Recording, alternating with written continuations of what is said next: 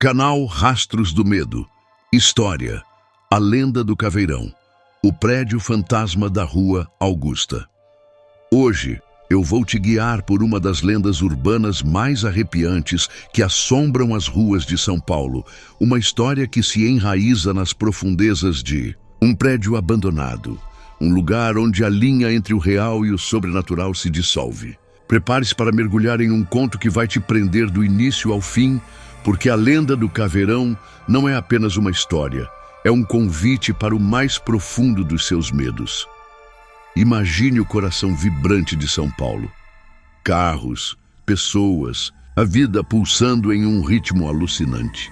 Agora, feche os olhos por um instante e visualize uma ruela estreita, quase escondida, paralela à imponente Rua Augusta. Lá, entre o burburinho da metrópole, ergue-se uma estrutura esquecida pelo tempo. Um gigante de concreto e vidro que guarda segredos que poucos ousariam desvendar. Estamos falando de um prédio que, por décadas, foi o epicentro de murmúrios e calafrios, um lugar onde o silêncio é mais assustador que qualquer grito. O prédio abandonado da Rua Consolação, conhecido pelos mais corajosos, ou talvez pelos mais insensatos, como o prédio do Caveirão. Os sussurros da cidade grande A. História que você está prestes a ouvir começou a se espalhar como um vírus pelas vielas escuras e botecos da Vila Buarque, sussurrada em rodinhas de amigos em noites chuvosas, antes de se tornar um eco fantasmagórico nos corredores virtuais. Era o tipo de conto que você ouvia e, mesmo tentando ignorar, sentia um arrepio na espinha quando passava por aquela rua à noite. Os mais velhos, os que tinham presenciado a decadência do prédio, contavam sobre o antigo proprietário, um homem recluso, de nome Aloísio, que vivia no último andar. Ele era conhecido por sua fascinação por arte gótica e por colecionar antiguidades peculiares. Dizem que em seus últimos anos, Aloísio se tornou uma figura ainda mais sombria e seus passos eram raramente ouvidos, exceto por um arrastar metálico, quase como correntes, que ecoava pelos andares vazios. O prédio, em seus dias de glória, era um exemplo da arquitetura paulistana do século passado, com janelas grandiosas e uma fachada imponente. Mas o tempo, e algo mais sinistro, o transformou em uma carcaça vazia, um espectro urbano. As janelas, antes espelhos da vida da cidade, agora eram olhos opacos, empoeirados, que pareciam observar a tudo e a todos com uma melancolia profunda. A porta de entrada, de madeira maciça, estava quase sempre cerrada, e os grafites que a cobriam pareciam cicatrizes, evidências de um passado conturbado. O grupo de curiosos, uma noite de desafios. Foi em uma daquelas noites típicas de verão, em São Paulo, com um calor abafado e um ar carregado de expectativas, que a lenda do Caveirão ganhou novos capítulos. Um grupo de jovens, movidos pela curiosidade e pela busca por adrenalina, decidiu que era hora de desvendar os mistérios daquele lugar. Eram eles, o Léo, o líder do grupo, um estudante de audiovisual com uma câmera sempre à mão e uma veia para o sobrenatural. A Mariana, a mais cética, mas também a mais corajosa, sempre pronta para desafiar o desconhecido com um sorriso irônico. O Tiago, o historiador do grupo, obcecado por lendas urbanas e por cada detalhe da história de São Paulo. E a Clara, a mais sensível, a que sentia as energias dos lugares, e que desde o início teve uma sensação estranha em relação ao prédio do Caveirão. Eles se encontraram no Largo do Arouche, um ponto de encontro clássico da cidade, sob a luz difusa dos postes. A empolgação era palpável, misturada com uma dose de nervosismo. Léo, com sua mochila cheia de equipamentos, sorriu para os amigos. "É hoje, galera! Vamos finalmente descobrir o que se esconde naquele lugar." Mariana revirou os olhos, mas um brilho de aventura estava em seu olhar. "Espero que não seja só poeira e teia de aranha, Léo." Tiago já estava explicando a história do Aloísio, sua paixão por ossos e como ele supostamente havia morrido sozinho no prédio, deixando para trás uma coleção macabra de artefatos. Clara, no entanto, estava em silêncio, seus olhos fixos na direção da Rua Consolação, uma sensação fria rastejando pela sua pele. À medida que se aproximavam do prédio, a atmosfera mudava. O barulho da cidade parecia diminuir, abafado por uma névoa de silêncio que emanava daquela estrutura. As luzes da rua não conseguiam penetrar a escuridão das janelas quebradas, e o ar se tornou mais denso, quase pesado. O cheiro de mofo e abandono era quase um aroma sobrenatural. Léo iluminou a porta com a lanterna do celular. Olha só, parece que alguém andou por aqui antes de nós. A porta estava entreaberta, revelando um corredor escuro e úmido. O início da jornada, o hall e seus segredos. O grupo entrou no prédio e o som dos seus próprios passos ecoou, amplificado pelo vazio do lugar. O hall de entrada era grandioso, mas coberto por uma camada espessa de pó e detritos. Teias de aranha pendiam do teto como cortinas fantasmagóricas, e o ar era pesado, com um cheiro metálico e terroso que Clara identificou como cheiro de... É tempo! Havia uma escadaria majestosa, com corrimãos de madeira que agora estavam lascados e cheios de farpas, subindo em espiral para a escuridão. Tiago apontou para uma estante tombada no canto, coberta por panos sujos. Dizem que Aloísio tinha uma coleção de objetos estranhos bem aqui. Léo acendeu a lanterna e varreu o feixe de luz pelo chão. Em meio aos escombros, havia fragmentos de cerâmica, papéis antigos amarelados e o que parecia ser um pedaço de osso polido. Mariana, que até então parecia indiferente, pegou um dos papéis. Era um desenho, aparentemente antigo, de uma figura esquelética, com olhos vazios e um sorriso macabro. Olha isso, gente. Parece a descrição do caveirão. Foi então que um som cortou o silêncio. Um arrastar sutil, vindo do andar de cima. Léo e Mariana se entreolharam. Tiago, com a empolgação de um caçador de tesouros, sussurrou. O que... Será que é isso? Clara apertou o braço de Mariana, seus olhos arregalados. Eu estou com uma sensação tão estranha. É como se não estivéssemos sozinhos aqui. Os primeiros sinais. O andar térreo e seus ecos, ignorando o aviso silencioso. De Clara, Léo liderou o grupo em direção à escadaria. A cada degrau, a madeira rangia sob seus pés, produzindo um som que parecia se espalhar por todo o prédio. O ar ficava mais frio e uma sensação de peso aumentava. No primeiro andar, encontraram um emaranhado de corredores estreitos, com portas semiabertas que revelavam salas vazias, cheias de escombros. As paredes eram descascadas e a pintura havia se tornado uma textura fantasmagórica. Em uma das salas havia uma pilha de móveis velhos, cobertos por lençóis que pareciam mortalhas brancas. Léo apontou a lanterna para um armário de madeira maciça. A porta estava entreaberta e um cheiro forte de mofo e algo mais, algo orgânico, pairava no ar. Mariana, movida pela curiosidade, estendeu a mão para abri-la. Antes que ela pudesse tocar, um estrondo vindo do andar de cima fez todos pularem. Era um som de algo pesado caindo, seguido de um silêncio absoluto. O que foi isso? Perguntou Tiago, com a voz um pouco embargada. Léo tentou manter a calma. Provavelmente foi o vento, ou algum animal. Não vamos nos assustar à toa. Mas a verdade era que todos sentiram algo mais, algo que ia além de um simples ruído natural. Clara estava pálida, seus olhos fixos na escuridão do corredor. Eu sinto que tem algo nos observando. A presença invisível, o cheiro e o frio, decididos a não recuar. O grupo subiu para o segundo andar. A cada passo, a sensação de que não estavam sozinhos se intensificava.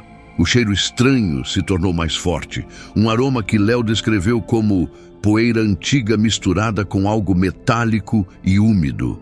As janelas dos corredores estavam quebradas e a brisa que entrava não aliviava o frio que parecia emanar das próprias paredes. Eles entraram em uma sala que parecia ter sido um antigo escritório. Havia uma mesa de madeira escura tombada e papéis espalhados pelo chão. Em uma das paredes, um grande quadro com a moldura intacta mostrava apenas a silhueta de uma figura, como se a pintura tivesse se desintegrado, deixando apenas o contorno. A silhueta era alta e esguia, e para o horror de Tiago, lembrava vagamente uma figura esquelética. De repente, a lanterna de Léo piscou e se apagou. A escuridão total engoliu o grupo e um arrepio coletivo percorreu suas espinhas. Mariana tentou acender a lanterna do celular, mas a tela estava preta. "Minha bateria estava cheia", ela exclamou com a voz trêmula. Um som de arrastar, mais distinto agora, veio do fundo da sala. Era um som pesado, como se algo estivesse sendo arrastado no chão de concreto. "Léo, acende a luz", Clara sussurrou, a voz quase inaudível. Léo tentou bater na lanterna, mas ela permaneceu morta. O som de arrastar se aproximava e o cheiro metálico se intensificava. Tiago, sem querer, derrubou uma pilha de livros antigos e o barulho fez com que o som de arrastar parasse abruptamente. Um silêncio gélido preencheu o ambiente. Os sussurros nas sombras, o terceiro andar e o vazio. Com a lanterna de Léo finalmente funcionando de novo, eles saíram da sala, os corações batendo forte. Decidiram ir para o terceiro andar, um dos mais comentados nas lendas. Lá, dizia-se, era onde Aloísio mantinha seus objetos mais sinistros. À medida que subiam, a temperatura caía drasticamente. O ar estava tão frio que a respiração de Léo se condensou em pequenas nuvens. O terceiro andar era ainda mais escuro que os anteriores. As janelas estavam completamente vedadas por tábuas e panos sujos, e a única luz vinha da lanterna de Léo. Havia um corredor longo e estreito, com várias portas fechadas. Em uma delas havia um símbolo estranho, quase indecifrável, riscado na madeira. Tiago tentou decifrar, mas não conseguiu. De repente, um sussurro suave, quase inaudível, veio do fundo do corredor. Parecia um lamento, um gemido que não era humano. Clara colocou as mãos sobre os ouvidos, os olhos fechados. "Eu ouvi isso. Não é a minha imaginação." Léo tentou manter a voz firme. "Deve ser o vento, Clara. Não tem ninguém aqui." Mas o sussurro se intensificou, transformando-se em um murmúrio indistinto, como se muitas vozes estivessem falando ao mesmo tempo, mas nenhuma palavra fosse clara.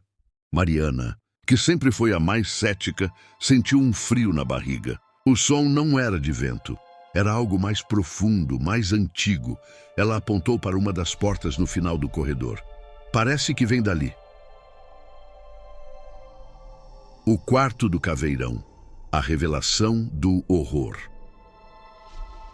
Léo, com um misto de curiosidade e pavor, abriu a porta, com um símbolo estranho.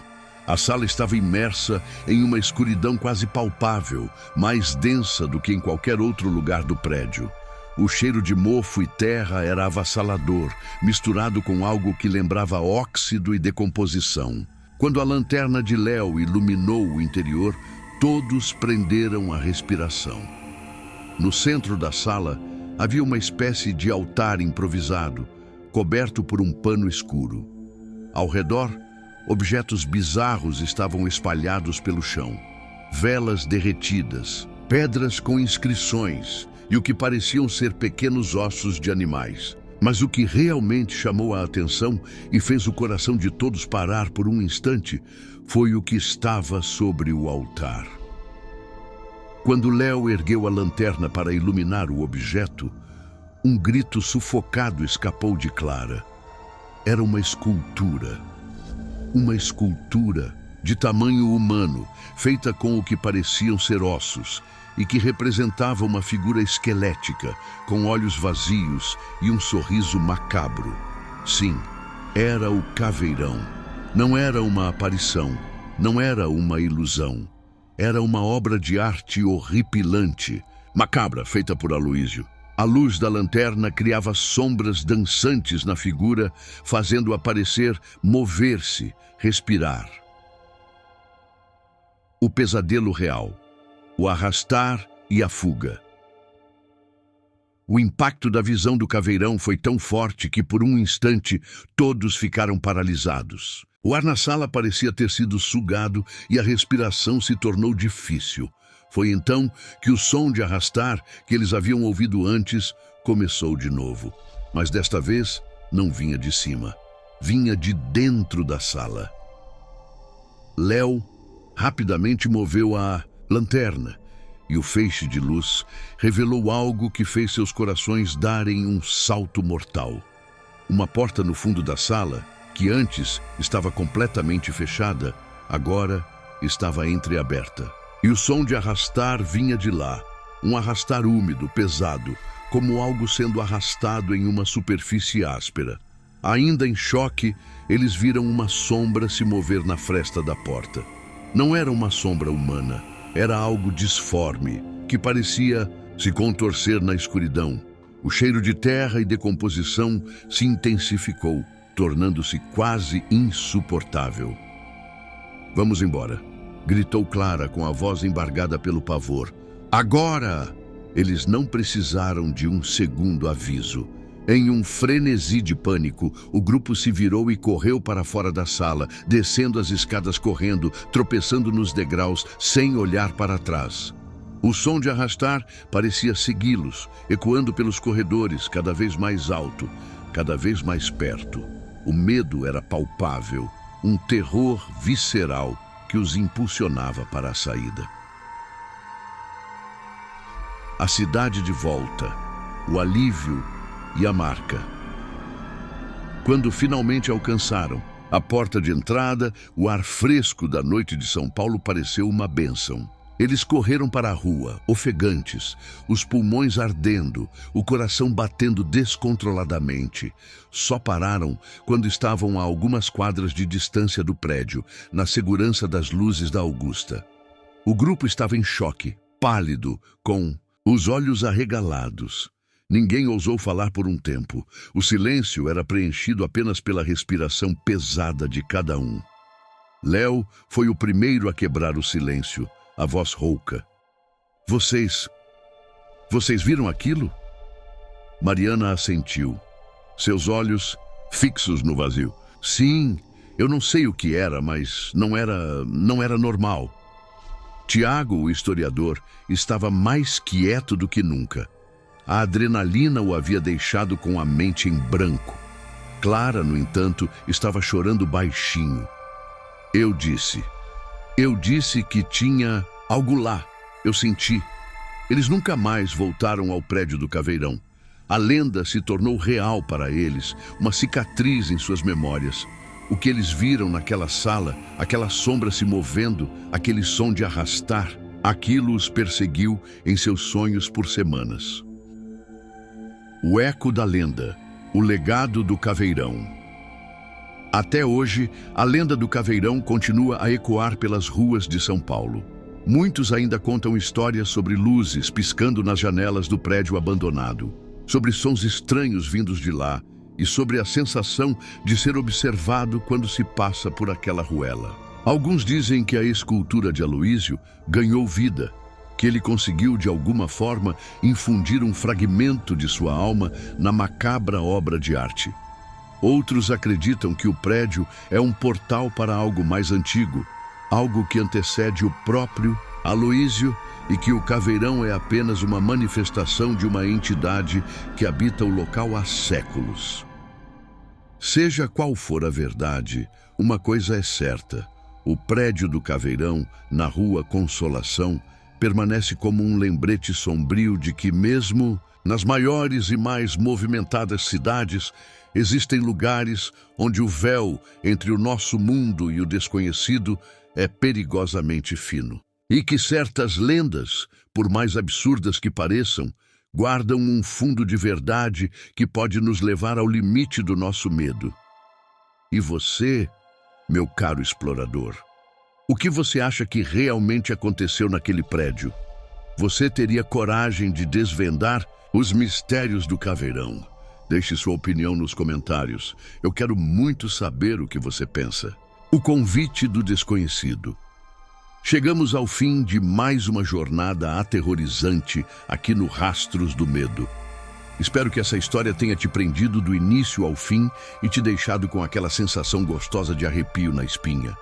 Se você gostou do vídeo de hoje e quer continuar explorando as profundezas do sobrenatural, não esqueça de deixar o seu like. Ele é super importante para a gente continuar trazendo mais histórias como essa. E claro, se você ainda não faz parte da nossa comunidade de exploradores, inscreva-se no canal e ative o sininho para não perder nenhuma das nossas próximas investigações. E para você que está faminto por mais mistérios, não saia daí. Tem um outro vídeo incrível do Rastros do Medo aparecendo na sua tela agora mesmo. Clica lá e continua essa aventura conosco.